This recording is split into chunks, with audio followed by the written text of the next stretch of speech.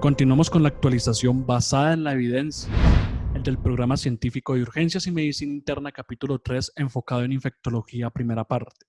Este es un programa científico avalado por la Federación de Sociedades Científicas FELSOCEN con el apoyo y la aprobación de la Asociación Colombiana de Infectología. Sin en esta hora le damos la bienvenida al doctor José Millán Oñate Gutiérrez, médico infectólogo del presidente de la asociación. Doctor, bienvenido, muchas gracias por estar con nosotros. Gracias, Julián, a ti por la invitación, al Expedientes Médicos también por esta cordial invitación y un saludo para todos los colegas y todas las personas que trabajan en salud. Para nosotros, la verdad, es un gran gusto poder aportar nuestro granito de arena en estas jornadas de capacitación y esperemos darle esas pequeñas cápsulas que podamos trasladar a la cama del paciente y que sea de beneficio en la atención en salud. Bueno, sin más preámbulos, aquí está en estos códigos QR. Pueden ya buscar mi hoja de vida y seguramente van a encontrar algunas de las publicaciones que he podido realizar. Entonces, para hablar de retos en gran negativos, primero les quiero mostrar mis conflictos de interés. Yo he sido expositor y he realizado algunos tipos de trabajo con estas compañías farmacéuticas. Entonces, este es un caso de la vida real. Este es un paciente de 51 años de sexo masculino. Hace 2 meses, previos a la consulta, tenía una úlcera en la cadera derecha, recibió antibióticos orales con ciprofloxacina y con trimestoprim sulfa sin mejoría. El paciente luego consulta un centro periférico, le inician piperacina tazobactam y ante la no mejoría y progresión de esta úlcera, realizan un tratamiento antibiótico con meropenem. En promedio recibió 21 días de tratamiento. Esta úlcera progresa y se tomó biopsia que muestra un cáncer escamocelular y remiten. Previo a la remisión, 2 días antes, había desarrollado un dolor abdominal, se realizó una ecografía que mostraba una colecistitis y se programó el paciente para cirugía, para una colecistectomía en donde encuentran un piocolecisto y toman cultivos y se realizó una amputación del miembro inferior derecho y se tomó cultivo de la úlcera. Y fíjense ustedes, estos son los cultivos de la úlcera donde se aprecia una pseudomonas aeruginosa resistente a los carbapenems, sensible al cefepime y al piptazo, pero noten ustedes la concentración inhibitoria mínima en 16 para piptazo y en 4 para cefepime. Y es importante aquí aclararles a todos que cuando tenemos una bacteria y se encuentra sensible, en la medida en que estos puntos de corte sean más altos, vamos a necesitar una mayor concentración de los antibióticos para inhibir el crecimiento bacteriano. Aquí les colocamos además que era sensible al ceftolozano tazobactam. Por otra parte, tenía otro cultivo en el muñón del lado derecho con la misma pseudomona y en la colecistectomía una Klebsiella pneumoniae beta-lactamasa espectro extendido sensible. Para esta bacteria necesitaba un tratamiento con meropenem, pero la pseudomonas aeruginosa, como la mostramos, era resistente a la terapia con carbapenems. Entonces, ¿qué tratamiento antibiótico le damos al paciente? Porque tiene 2 focos de infección claramente establecidos y necesitamos una terapia antibiótica que sea capaz de inhibir el crecimiento de esa pseudomonas aeruginosa, pero también de la Klebsiella pneumoniae. Entonces, cada día nos vemos enfrentados a estas bacterias resistentes y esto dentro de las múltiples teorías sabemos que la emergencia de la resistencia bacteriana se pudiera deber a que existe un uso de las terapias antibióticas y esto hace parte del fenómeno evolutivo de las bacterias. Nosotros tenemos bacterias que originalmente eran sensibles, pero al utilizar antibióticos durante los años, en el año 60, ampicilina, en los 80, cefalosporina y en los 90, carbapenémicos, y noten ustedes cómo la bacteria comenzó progresivamente a acumular mutaciones que le favorecieron la emergencia de resistencia. De allí porque Charles Darwin hace muchos años dijo que no sobrevive el más fuerte, sino aquel que tenga la mejor capacidad de adaptación.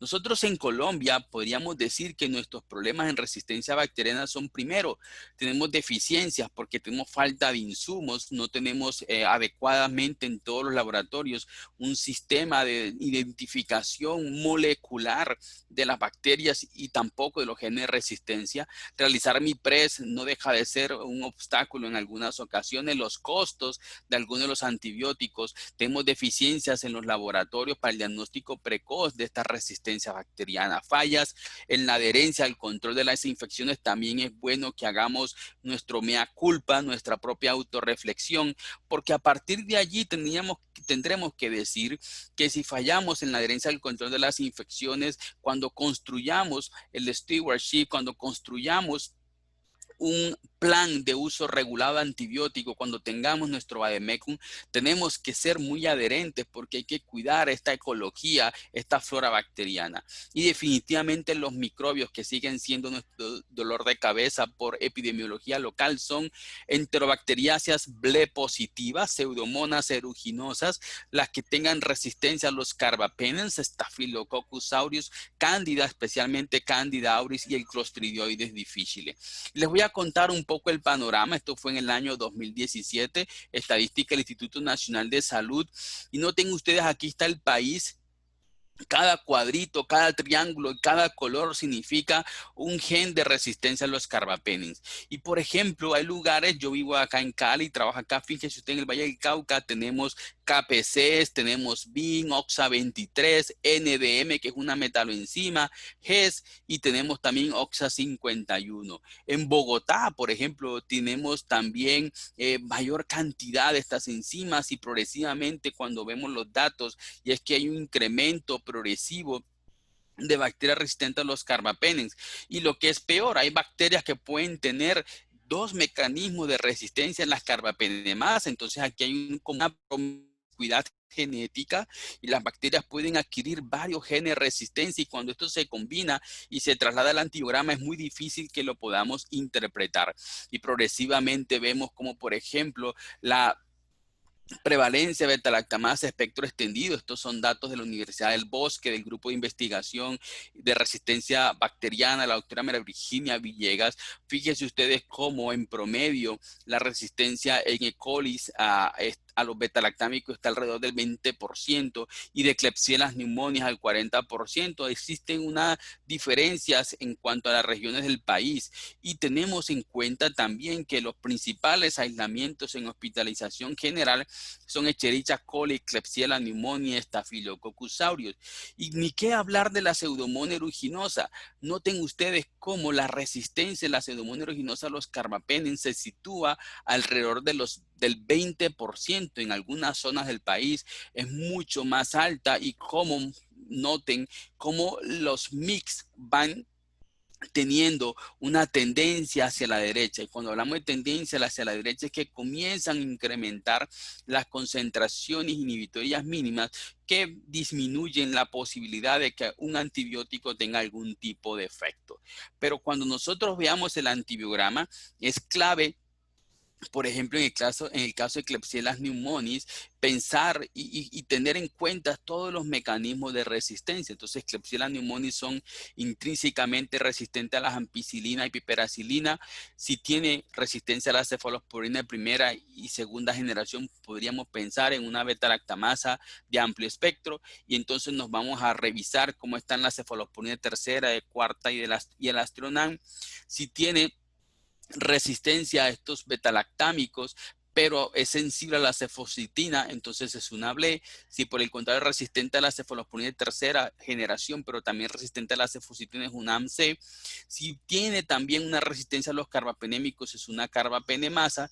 Y ya si tiene además resistencia a los carbapenems y más que todo resistencia al ertapenem, mayor al meropenem o al imipenem, podemos pensar que tiene o una carbapenemasa o tiene varios mecanismos de resistencia, que son las BLES con impermeabilidad de la membrana o BLES más AMC. Y el punto es cómo los tratamos. a los pacientes. Y estos son los datos del estudio Merino, que fue un estudio que se realizó multicéntrico que comparó piperacinato azobactam versus meropenem para el tratamiento de las bacteremias relacionadas con gérmenes B positivo. Y en este estudio, lo que se dijo, en este estudio, la conclusión final es que cuando tienes una beta-lactamasa espectro extendido, tienes que utilizar un carbapenémico. Si utilizas otro antibiótico, la posibilidad de falla terapéutica es muy alta y la mortalidad también. Y cuando utilizas carbapenems, entonces haces una presión selectiva y generas un mayor problema porque hay resistencia a los carbapenems. Y la resistencia a los carbapenems no solamente se da a través de carbapenemasa, sino también a través de sobreexpresión de bombas de flujo, mutación en los lipopolisacáridos o pérdida en las porinas, o tienen mecanismos combinados de impermeabilidad de la membrana más BLES más AMC. Y si queremos complicar un poco más, las carbapenemasas no son las mismas. Hay algunas que son tipo serina y otras que son metal o beta-lactamasas.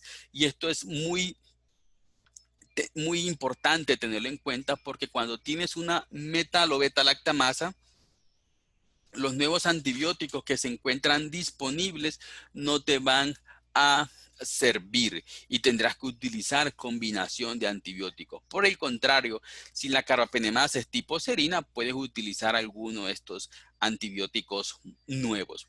¿Y por qué es importante hablar de carbapenemasa? Y nos vamos a enfocar en la presentación, que este es el principal reto hoy por hoy en los bacilos gram negativos. Noten ustedes que la mortalidad es muy alta, independientemente del tipo de infección que ocasione y del lugar geográfico donde se encuentra el paciente.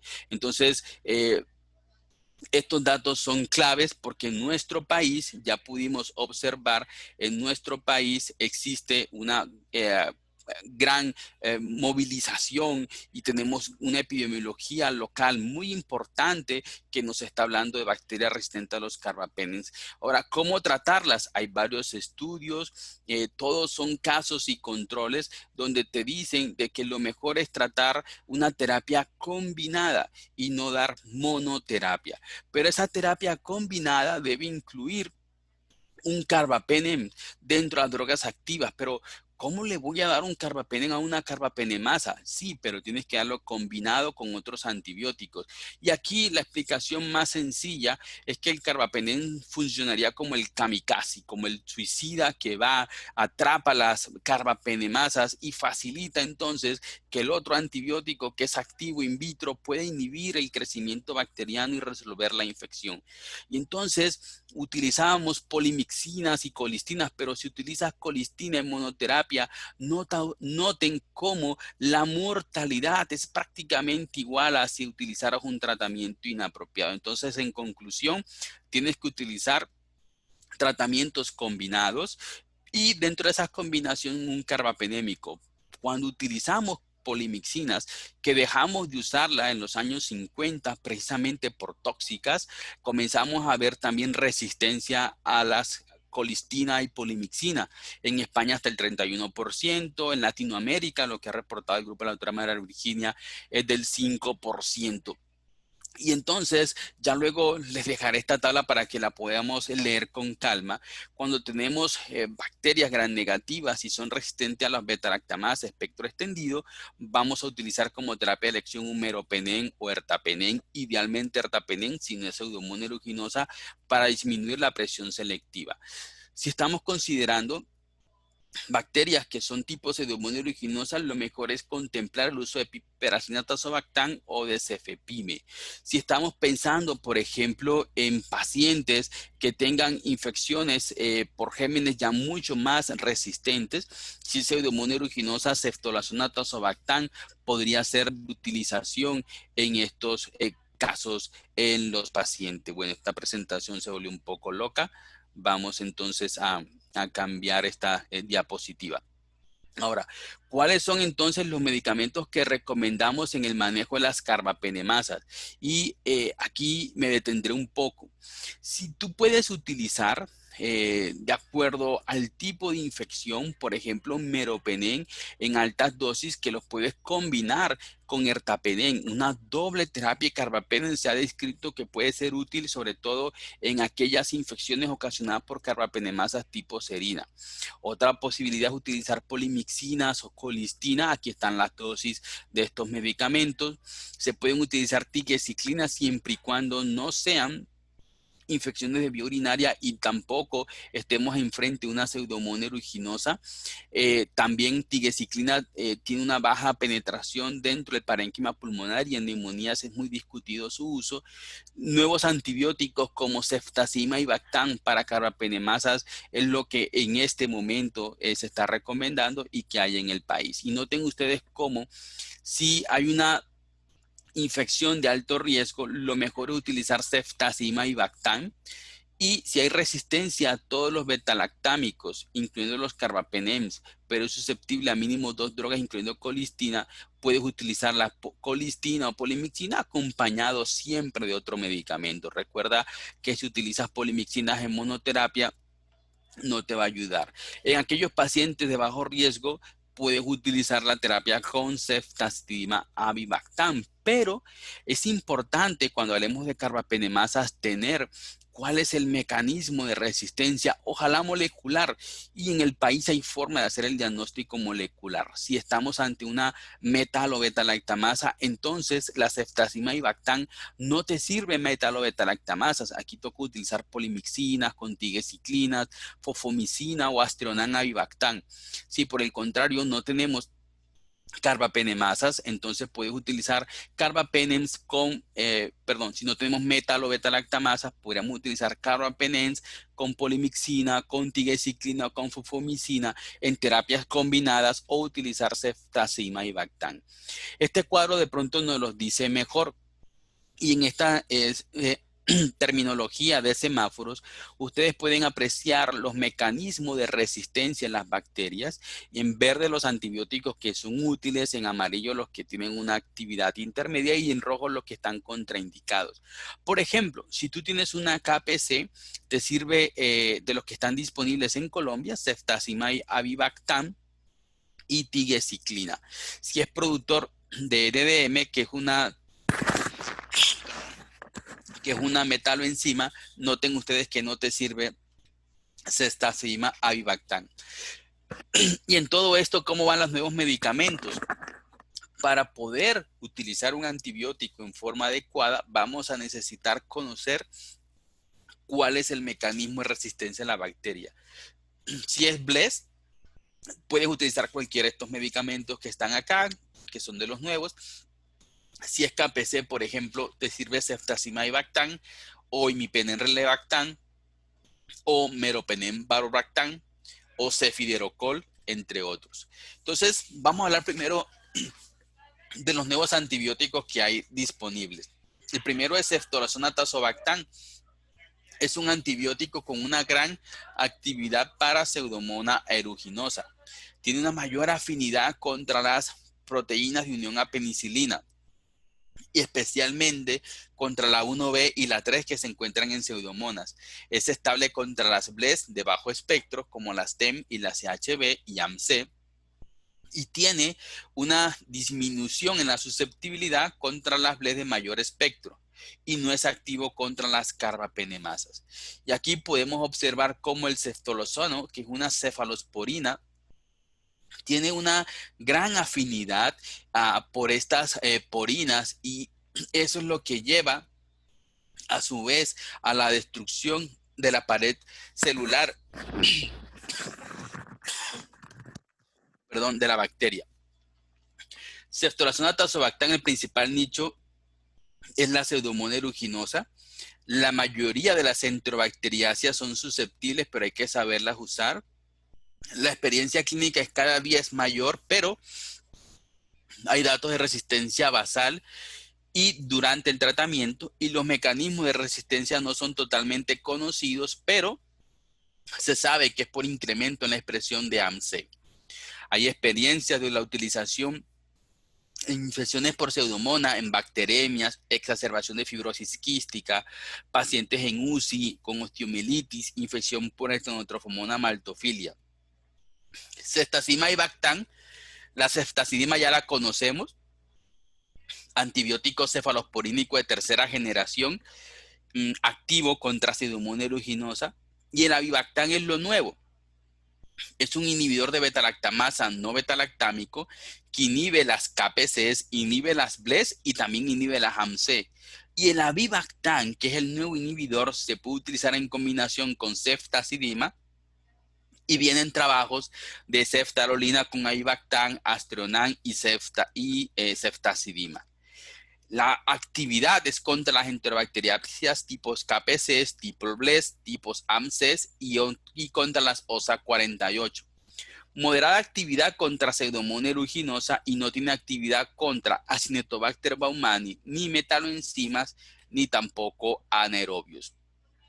Hoy por hoy utilizamos polimixinas en el tratamiento de estas carbapenemasas y muchos trabajos, este es el primero de todos, nos reportan que la utilización de ceftazidima Avibactam disminuye la mortalidad cuando se compara con polimixinas en cualquiera de sus combinaciones y es menos tóxica. Entonces de allí a que tengamos que utilizar y recomendar ceftazidima. Pero como todos los antibióticos, cuando los comencemos a utilizar, las bacterias pueden desarrollar mecanismos de resistencia contra ellos y entonces se puede perder rápidamente la eficacia de los antibióticos. Es por eso que necesitamos utilizar el antibiótico adecuado en el momento adecuado a las dosis adecuadas. Es clave que como hospitales tengamos un formulario médico con respecto a nuestra ecología. Es clave conocer la epidemiología local y construir protocolos de acuerdo a nuestra población y poder en una forma muy dinámica valorar los pacientes de una forma multidisciplinaria. Unidad intensivo, medicina interna, infectología, microbiología, el servicio de química y farmacia, el comité de infecciones, porque todas estas bacterias tienen la posibilidad de ocasionar brotes intrahospitalarios, de generar una transmisión horizontal. Y esto nos puede aumentar los costos de atención en salud sin contar la morbilidad y la mortalidad asociada a estas infecciones. Entonces, como conclusiones, la resistencia bacteriana es un hecho en Colombia. Yo sé que estamos en pandemia del COVID-19, pero ya sabemos que somos un país endémico en bacterias resistentes. En las diferentes redes de resistencia bacteriana, lo que se dice es que aproximadamente el 40% de las enterobacteriáceas que circulan dentro de los hospitales y especialmente en las UCIs, y si son Klebsiella pneumoniae, son beta-lactamasa espectro extendido. De las pseudomonas aeruginosas, el 25% son resistentes a los carbapenem. Existen nuevos antibióticos, pero hay que saberlos usar, hay que colocarlos en un protocolo, hay que utilizarlos en el paciente correcto.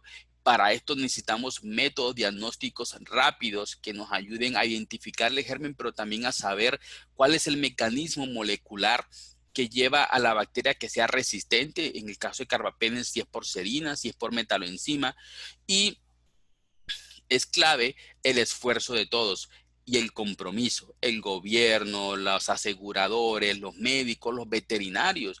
La industria agropecuaria utiliza bastante antibióticos que pueden tener un impacto en la flora a nivel de los animales que consumimos, la gallina, el pollo, el cerdo, el ganado vacuno, entre otros. Y esto pueden tener contacto con nosotros y luego pasarnos esas bacterias o esos genes de resistencia. E indudablemente un esfuerzo y un compromiso de los pacientes. ¿Por qué? Porque vivimos en una cultura en que el paciente va a la consulta médica y como tiene una gripa o tiene un problema respiratorio o tiene una bacteriuria sintomática, no le indicamos antibióticos, pero va a la farmacia y lo compra. Y entonces eso puede generar una presión selectiva. Entonces solamente con ese compromiso de todos vamos a poder controlar la tasa de resistencia bacteriana. Y bueno, de verdad todos, mil gracias, expedientes médicos, por esta invitación y como les hemos dicho, la Asociación Colombiana de Infectología siempre está dispuesta a apoyarlos, a apoyar este tipo de iniciativa que permita en una forma muy rápida, pero también muy concisa, con información clave, colocar esas píldoras y que traslademos estos conceptos a nuestras clínicas y hospitales y que beneficiemos al paciente. De nuevo, mil gracias a todos. Estuvo con nosotros el doctor e infectólogo José Millán Oñate, presidente de la Asociación Colombiana de Infectología. Doctor, de antemano a usted, muchas gracias por compartir sus conocimientos con todos los profesionales de la salud que a esta hora sintonizan nuestro canal y nuestro programa científico. Gracias a ti nuevamente por esta invitación.